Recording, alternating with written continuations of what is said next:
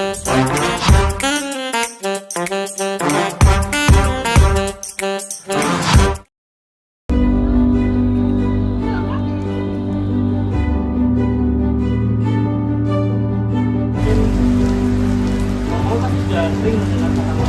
parasit ini yang akan masuk ke dalam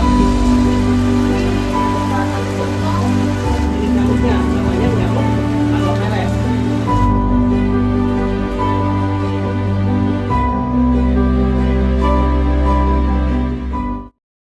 Selamat sore, Mama dan juga kakak-kakak yang sudah menyempatkan waktu. Kita mengucapkan terima kasih banyak karena sudah menyempatkan waktu di sore hari ini untuk mengikuti sosialisasi dari kami mahasiswa Fakultas Kedokteran Universitas Papua. Di sini kami akan melaksanakan sosialisasi mengenai PHBS atau pola hidup bersih dan juga sehat. Nah, di sini saya selaku moderator, saya yang akan memandu acara pada sore hari ini. Dan sebelum itu, sebelum kita mulai dengan sosialisasi kita pada sore hari ini, marilah kita berdoa terlebih dahulu agar dilancarkan kegiatan kita hingga selesai. Untuk itu, kepada pembaca doa dipersilahkan.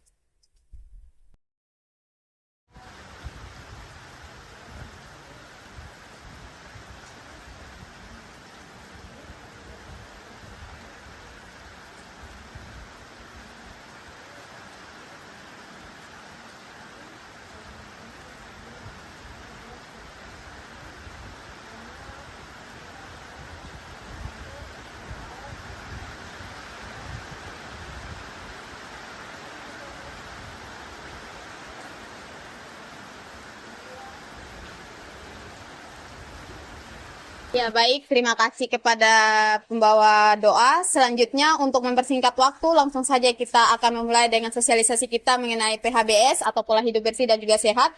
Untuk itu kepada pemateri saya persilahkan. Mau-mau pasti sudah sering mendengar kata malaria.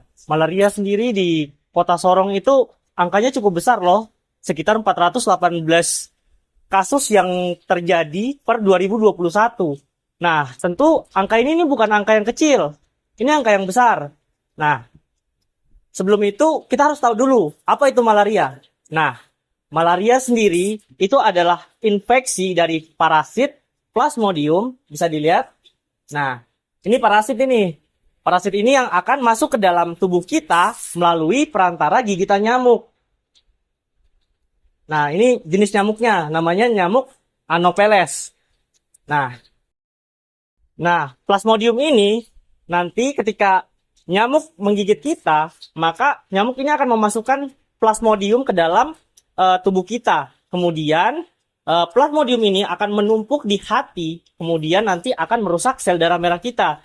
Nah, seperti yang kita tahu kan, sel darah merah sendiri itu memiliki fungsi yang sangat-sangat penting bagi tubuh kita. Di mana sel darah merah ini nanti fungsinya untuk mengantarkan zat-zat makanan, bisa juga sebagai mengantar oksigen ke seluruh tubuh melalui perantara sel darah merah.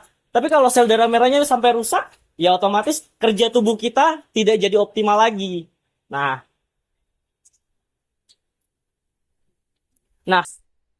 ketika kita terserang oleh malaria, itu terdapat beberapa gejala-gejala yang bisa kita perhatikan. Nah, gejala-gejalanya itu salah satunya itu adalah menggigil, terus demam, tubuh juga mudah mengalami kelelahan, terus kita juga mengalami banyak keringat, terus sakit kepala, diare, bahkan muntah-muntah. Nah, biasanya setelah tergigit nyamuk itu efeknya nggak langsung muncul, tapi biasanya tuh berkisar 7 hari. 7 hari baru muncul. Nah, untuk jenis-jenis malarianya sendiri itu yang paling sering di Papua dan Papua Barat itu ada 2, yaitu malaria tropika dan malaria tersiana. Nah, kalau malaria tersiana sendiri itu disebabkan oleh infeksi Plasmodium vivax yang tadi kayak gambar tadi tuh. Sedangkan kalau malaria tropika itu disebabkan oleh Plasmodium falciparum. Nah, kedua jenis malaria ini sama-sama berbahaya. Namun yang paling berbahaya itu adalah malaria tersiana. Karena dia bisa menyebabkan kematian. Nah, oleh sebab itu, mungkin selanjutnya akan dipaparkan oleh teman saya mengenai bagaimana sih cara kita untuk mencegah penyebaran malaria, terkhususnya di wilayah Kota Sorong ataupun lingkungan sekitar. Oke, waktu dan tempat saya persilakan kepada teman saya untuk melanjutkan presentasinya. Mama serta teman-teman semua. Baik, di sini teman saya sudah menjelaskan bagaimana terjadinya penyakit malaria dari dia punya terkena sampai terjadi malaria tersebut. Nah, jadi di sini saya akan memberitahu tentang bagaimana cara pencegahan penyakit malaria. Nah, jadi di sini cara pencegahan sakit malaria itu disebut dengan PMS, pembersihan sarang nyamuk. Jadi dengan kita membersihkan sarang nyamuk itu, kita sudah mulai menghindari diri kita dari namanya gigitan nyamuk.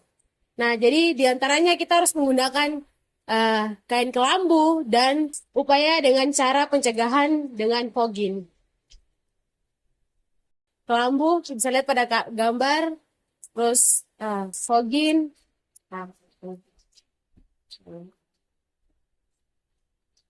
Nah, jadi ketika kita sudah melakukan itu, kita juga harus berubah dari kita punya gaya hidup, perubahan dari kita punya gaya hidup, dan bagaimana cara-cara kita untuk menghilangkan perkembangan biakan nyamuk-nyamuk tersebut.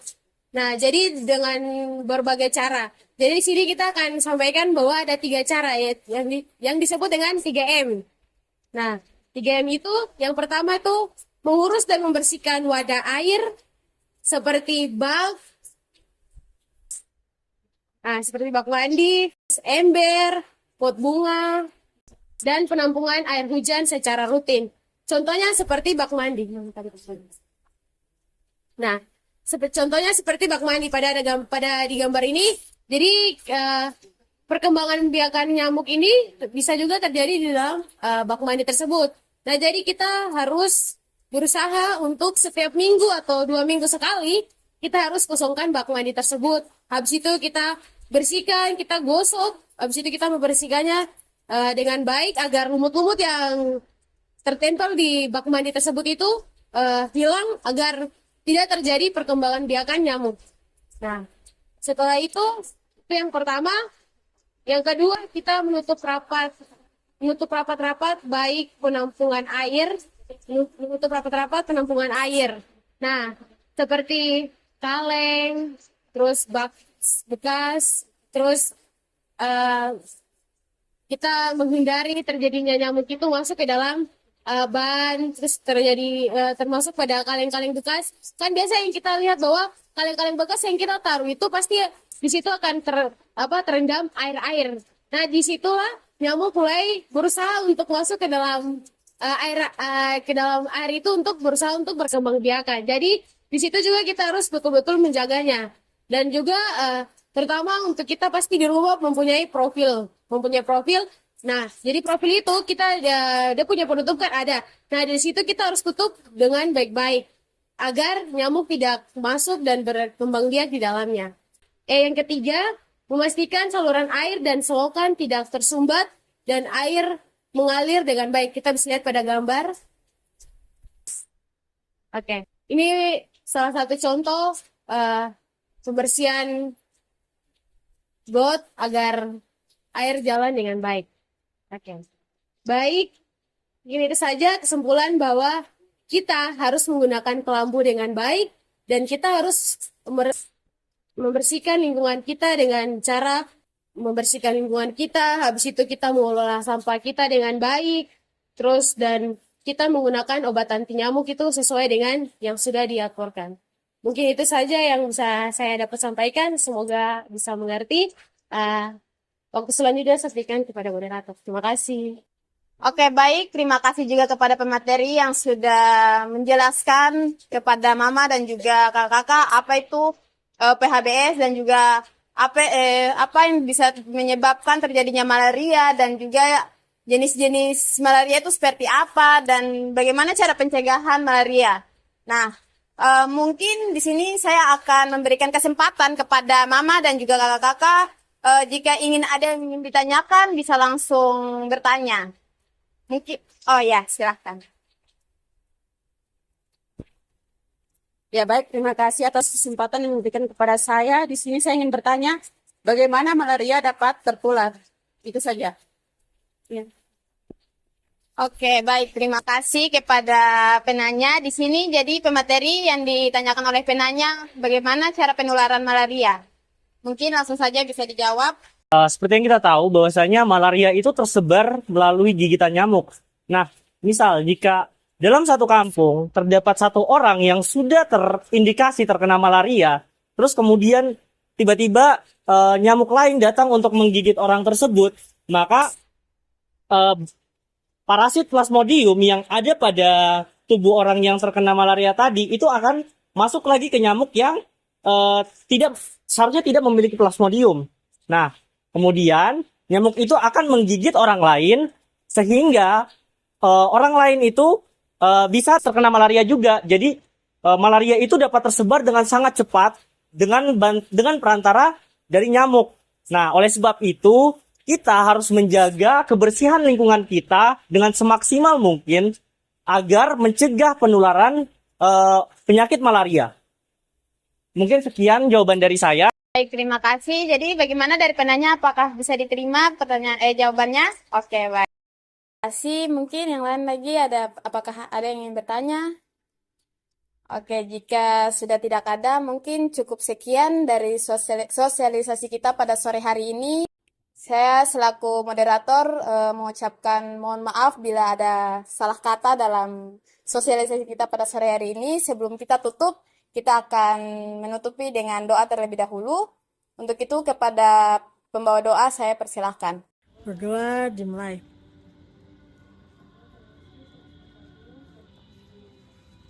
Baik, terima kasih kepada pembawa doa. Mungkin cukup sekian dari kami mahasiswa Fakultas Kedokteran Universitas Papua. Dengan ini kami akan menutup sosialisasi kita pada sore hari ini. Dan saya mengucapkan terima kasih banyak karena Mama dan kakak-kakak semua telah menyempatkan waktu pada sore hari ini di kegiatan sosialisasi kami. Terima kasih dan selamat sore.